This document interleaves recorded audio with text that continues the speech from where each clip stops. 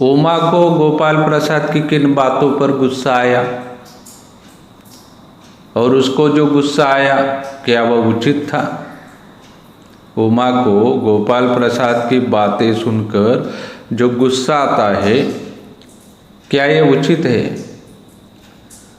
देखो, गोपाल प्रसाद जो है अपने डॉक्टर लड़के के विवाह के लिए उमा को देखने आए हैं। स्वयं वकील है और पुत्र वधू कैसी चाहिए उन्हें? Matric pass. ये जो गोपाल प्रसाद है ये मानते हैं कि स्त्रियों का काम घर संभालना है। तो उमा से वे जानना चाहते हैं उसे गाना बजाना आता है या नहीं, सिलाई पेंटिंग आती या नहीं, उसने कुछ इनाम वगैरह हासिल किए हैं या नहीं। ऐसी बातें वे जानना चाहते उमा से। कौन सी बातें? गाना बजाना उसको आता है या नहीं, सिलाई पेंटिंग आती या नहीं, उसने कुछ इनाम जीते हैं या नहीं, ये जानना चाहते। तो ये जो सारी बातें उमा सुनती है गोपाल प्रसाद से तो उसे गुस्सा आता है इन बातों पर। लेकिन उमा को सबसे ज़्यादा गुस्सा आता है उनके पुत्र को देखकर, क्योंकि वह शंकर को जानती थी। ये जो शंकर है चरित्रहीन युवक है। लड़कियों के हॉस्टल के पास ताक झांक करते हुए ये पकड़ा गया था और बेइज्जत करके वहाँ से उसको निकाला गया था। ये बात उमा जानती थी। ये जो शंकर है इसके जीवन का कोई आदर्श नहीं था। ऐसे विचारहीन चरित्रहीन व्यक्ति को देखकर उमा को गुस्सा आता है। उमा तो कोई भेड़ बकरी या निर्जीव वस्तु नहीं है कि लोग उसे देखभाल कर अपनी इच्छा के अनुसार खरीद सके। उमा को भी विवाह में पसंद नापसंद का अधिकार मिलना चाहिए, उसका भी उचित सम्मान होना चाहिए। तो ये जो उमा का गुस्सा है उचित था। कला और कलाकार का सम्मान करना हमारा दायित्व है। इस विषय पर हम चर्चा करेंगे, कला और कलाकार। देखो, हमारे देश की संस्कृति में लोक कलाओं की बड़ी पहचान है। ये जो लोक कलाएं हैं अनेक जातियों जनजातियों में पीढ़ी दर पीढ़ी संरक्षित पारंपरिक कलाएं हैं। इसका रक्षण किसने किया है? अनेक जनजातियों ने। एक पीढ़ी से दूसरी पीढ़ी तक ये कलाएं आती रही है। ये जो कलाएं हैं बहुत पुरानी हैं। लोक कला, लोक कलाओं में लोकगीत, लोक नृत्य, गायन, वादन, अभिनय, मूर्तिकला, काष्ठकला, धातुकला, चित्रकला, हस्तकला, इन कलाओं का समावेश होता है। और ये जो लोक कलाएं हैं इनका धार्मिक और सांस्कृतिक महत्व होता है। लेकिन आज हम देखते हैं कि ऐसी कलाओं को और कलाकारों को उचित आश्रय नहीं मिलता और इसलिए ये जो लोक कलाएं हैं संकट में आ गई है। और इसका कारण है धीरे धीरे समय में जो परिवर्तन आ रहा है, भौतिकवाद बढ़ता जा रहा है, पश्चिमीकरण होता जा रहा है और साथ में आर्थिक संपन्नता जो आ रही है इसका असर लोक कलाओं पर पड़ रहा है। तो हमें और प्रशासन दोनों को ही इन लोक कलाओं और कलाकारों की पहचान जो है जो नष्ट होती जा रही है इसे बचाने का प्रयास करना ही चाहिए। बहू के मायके की आलोचना करना उचित नहीं है। इस विषय पर हम चर्चा करेंगे। बहू के मायके की आलोचना ये उचित नहीं है।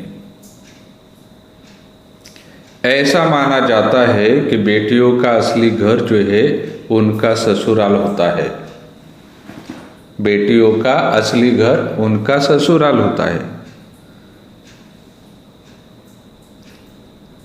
ससुराल वहाँ हर पल बहू को बेगाना समझा जाता है। ससुराल उसका असली घर, लेकिन उस घर में बहू को बेगाना समझा जाता है। बहू को किसी प्रकार का हक नहीं दिया जाता। बहू जो है अपनी इच्छा से अपने घर में मतलब ससुराल में कुछ भी कर नहीं सकती। छोटी बड़ी बातों के लिए उसे ससुराल वालों की आज्ञा लेनी पड़ती है। वह सबका ख्याल रखती है, सम्मान करती है, लेकिन बहू को ससुराल में सम्मान नहीं मिलता। कभी कभी तो बात इतनी भयंकर हो जाती है कि ससुराल वाले जो होते हैं बहू के मायके की आलोचना करने लगते हैं। मायके वालों ने क्या भेजा है, बहू क्या लाई है, ऐसे सवाल खड़े किए जाते हैं। ये ससुराल वाले ही नहीं, उनके आस पड़ोस के जो लोग होते हैं ये भी ऐसे सवाल पूछते हैं, बहू ने मायके से क्या लाया है। क्योंकि ये सब लोग ऐसा समझते हैं कि लड़के वालों का जो दर्जा है ये नीचा होता है और लड़के वाले जो होते हैं इनका दर्जा ऊंचा होता है। और बात बात पर बहू के मायके वालों की उपेक्षा की जाती है। और इसका परिणाम क्या होता है, बहू के मन में ससुराल के प्रति विद्वेष की भावना आ जाती है। अगर ससुराल में बहू के माता पिता को बराबरी का दर्जा नहीं देंगे तो ये बहू जो है ये ससुराल वालों का भी सम्मान करना छोड़ देगी। ससुराल वाले अगर उनके माता पिता का सम्मान करेंगे तो ही बहू मन से ससुराल वालों को सम्मान देगी। तो बहू के जो मायके वाले होते हैं इनकी हमेशा या समय समय पर उपेक्षा करना उचित नहीं है। सिरचन भावनाओं से परिपूर्ण व्यक्ति था। इस विषय पर हम बातें करेंगे। सिरचन कैसा आदमी था, भावनाओं से परिपूर्ण। ये जो सिरचन था उच्च कोटि का कलाकार। चीक, शीतल पाटी आदि बनाने में पूरे क्षेत्र में उसके जैसा और कोई कलाकार नहीं था। लेखक की जो माँ है सिरचन का बहुत आदर करती थी और ये सिरचन है ये भी लेखक की माँ का बड़ा आदर करता था। सिरचन की माँ सिरचन की कला का सम्मान करती है और इसलिए लेखक की चाची उससे जली भुनी रहती है। लेखक की माँ सिरचन का सम्मान करती है और इसकी जलन किसको होती है, लेखक की चाची को।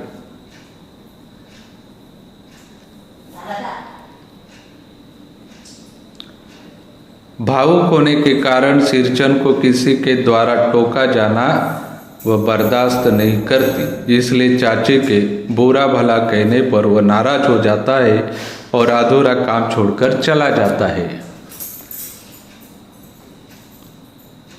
सिरचन जानता था चीक, शीतल पाटी सभी चीज़ें जो है मानू के अफसर पति ने फरमाइश की थी। मानू से उसे स्नेह था, इसलिए वह नाराज होने के बावजूद भी सारी चीज़ें बनाता है मानू के लिए। और उसकी जो कारीगरी है ये देखकर लेखक खुद दंग रह जाते हैं। और ये सारी चीज़ें मानू को देने के लिए वह स्टेशन आ जाता है। मानू जब उसको दाम देने लगती है तो वह लेता नहीं, दोनों हाथ जोड़ता है और मानू से दाम लेना मना करता है। ऐसा ये सृजन है भावनाओं से परिपूर्ण व्यक्ति।